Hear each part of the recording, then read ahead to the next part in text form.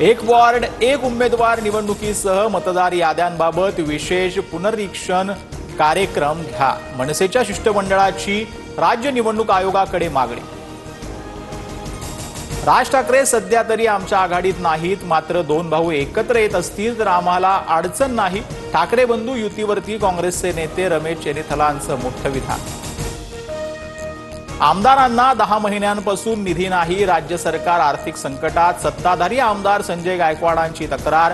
तर आमच्या सर्व आमदारांना निधी दिला जातो, मंत्री सरनाईकांनी दावा फेटाळ.